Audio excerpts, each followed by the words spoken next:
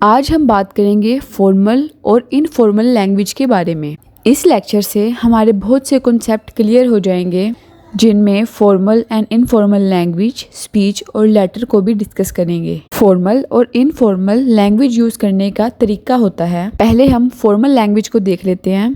Formal language is also called official language. Formal language is a kind of language which is produce an official tone। जो formal language होती है उसके अंदर एक structure होता है और वो serious होती है, और इस language का हम तब यूज़ करते हैं जब हम लोग किसी respected person से बात कर रहे हों या ऐसी जगह पे बात कर रहे हों जो प्रोफेशनल जगह है।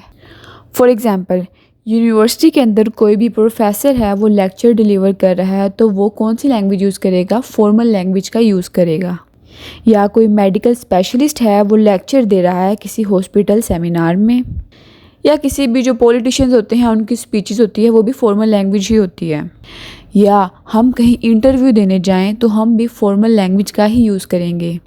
जो फॉर्मल लैंग्वेज होती है वो प्रोफेशनल और ऑफिशियल सिचुएशंस में यूज़ की जाती है।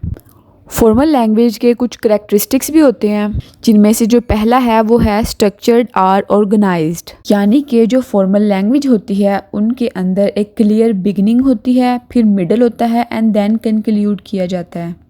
सिर्फ आधी अधूरी बात नहीं की जाती। इस तरह की कम्युनिकेशन में फुल क्लैरिटी होती है। दूसरा करैक्टरिस्टिक है एकेडमिक लैंग्वेज। इस तरह की कम्युनिकेशन में हम फॉर्मल वोकैबुलरी का यूज़ करते हैं और जो स्लैंग्स होती है उनको अवॉइड करते हैं। तीसरा आ जाता है अथॉरिटेटिव टोन। इसमें जो स्पीकर होता है वो एक एक्सपर्ट होता है and audience listen respectfully. Fourth है लेस इंटरेक्शन। इसमें जो ऑडियंस होती है वो स्पीकर को सुन रही होती है और नोट्स लिख रही होती है, क्योंकि जो क्वेश्चन होते हैं वो at the end of lecture और स्पीच किए जाते हैं। इसकी एग्जाम्पल जो थी हमने पहले देखी थी, जैसे कि कोई टीचर लेक्चर दे रहा हो या कोई मीटिंग में जो कम्युनिकेशन होती है, इंटरेक्शन होता है, वो भी फॉर्मली ही होता है। इसकी थोड़ी मैं अब वर्ड्स की एग्जांपल देती हूँ। जैसे कि अगर हम लोग इनफॉर्मल बात कर रहे होंगे तो हम कहेंगे आस्क, एंड फॉर्मल में हम कहेंगे इंक्वायर। इनफॉर्मल में हम कहते हैं टेल, और फॉर्मल में हम कहते हैं इन्फॉर्म। ऐसे कुछ वर्ड्स होते हैं जिनका मैं चार्ट नीचे दे देती हूँ। इसका मकसद ये है कि आप एक्सपर्ट, रिस्पेक्टफुल और प्रोफेशनल लगते हैं। अब हम इनफॉर्मल लैंग्वेज की बात करेंगे। Informal language is the type of language which is produce unofficial tone. इसमें हम ऑफिशियली बात नहीं करते। फॉर एग्ज़ाम्पल, हम अपने फ्रेंड से बात कर रहे हैं या फैमिली मेम्बर से बात कर रहे हैं तो हम इतना रिस्पेक्टफुल नहीं होते हैं। जो इनफॉर्मल लैंग्वेज होती है वो एक रिलैक्स्ड कन्वर्सेशनल लैंग्वेज होती है, जहाँ टीचर्स या कोई भी स्पीकर कोई भी आइडिया एक्सप्लेन करता है बहुत ही फ्रेंडली मैनर्स। ये चीज़ इनकरेज करती है ऑडियंस को कि वो भी पार्टिसिपेट करें। इनफॉर्मल लैंग्वेज के भी कुछ करैक्टरिस्टिक्स होते हैं। पहला, इसका जो स्ट्रक्चर होता है वो बहुत फ्लेक्सिबल होता है। इसमें फॉर्मल लैंग्वेज की तरह कोई स्ट्रिक्ट स्ट्रक्चर तो नहीं बनाना पड़ता, बल्कि जो इसका स्ट्रक्चर होता है वो बहुत फ्लेक्सिबल होता है, जैसा ऑडियंस चाह रहे होते हैं। दूसरा, सिंपल लैंग्वेज। इनफॉर्मल लैंग्वेज के अंदर बहुत सिंपल लैंग्वेज यूज़ की जाती है, जो कि दूसरा जो इंसान है वो इजीली अंडरस्टैंड कर लेता है। इसके अंदर एवरीडे वर्ड्स यूज़ किए जाते हैं, जोक्स यूज़ किए जाते हैं और स्टोरीज सुना सुना के लोगों को समझाया जाता है, जिससे जो ऑडियंस होती है बहुत रिलेटिव फील करती है और आसानी से समझ भी जाती है। एक फ्रेंडली माहौल जो बन जाता है। तीसरा है फ्रेंडली टोन। इसका जो कन्वर्सेशनल स्टाइल होता है ना, बहुत फ्रेंडली होता है, जबकि फॉर्मल लैंग्वेज में हमने देखा था कि जो कन्वर्सेशनल स्टाइल है वो बहुत सीरियस होता है। जो स्पीकर होता है वो ऑडियंस के साथ बहुत वार्मली इंगेज होता है। ऑडियंस कुछ भी क्वेश्चन कर सकती हैं, उनमें कोई हेसिटेशन नहीं होती। Fourth is high interaction. जो स्पीकर होता है और जो ऑडियंस होती है उन दोनों के दरमियान में हाईली इंटरेक्शन होता है। जो स्पीकर होता है वो टॉपिक को एक्सप्लेन कर रहा होता है और जो ऑडियंस होती है वो क्वेश्चंस करती है, और ऐसे ही स्पीकर उनके आंसर भी देता है, और ये जो डिस्कशन है ये चलती जाती है। और जब ऑडियंस को एक बात समझ आ जाती है तभी स्पीकर अपना टॉपिक चेंज करता है। And the last one, shorter and more engaging. इसकी जो टाइम ड्यूरेशन होती है ज़्यादा बड़ी नहीं होती, क्योंकि इससे क्या होता है जो ऑडियंस है ना वो बोर फील करने लग जाती है।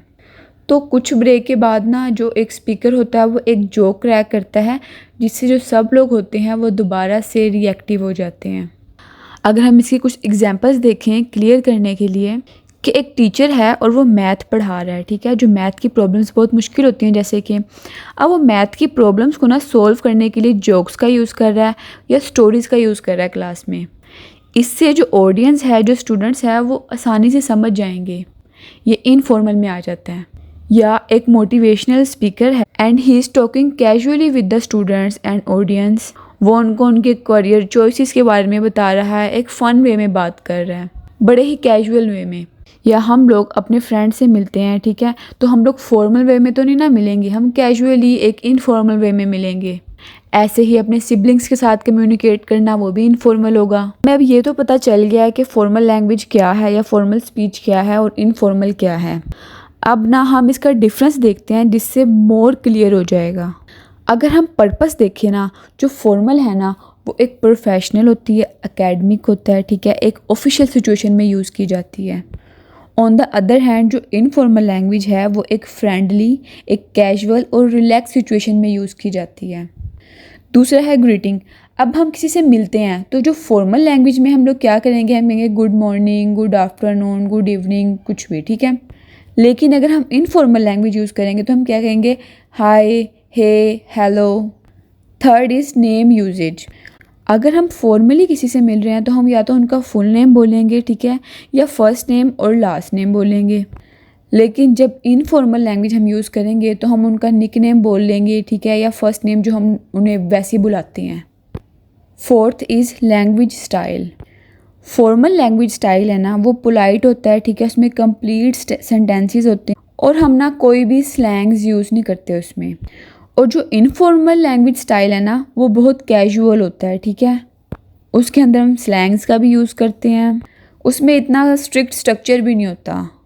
फिफ्थ पे हम देखेंगे टोन एंड बॉडी लैंग्वेज।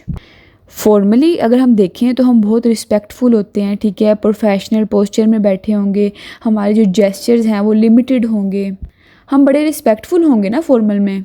लेकिन इनफॉर्मल अगर हम देखें, यानी हम अपने फ्रेंड्स के सामने हैं, अपने सिबलिंग्स के सामने हैं या फैमिली में हैं, तो हम बड़े रिलैक्स्ड होंगे, ठीक है, हमारा जो पोस्चर होगा बड़ा फ्रेंडली होगा, हमारे जो नेचुरल जेस्चर्स हैं हम वही शो करेंगे।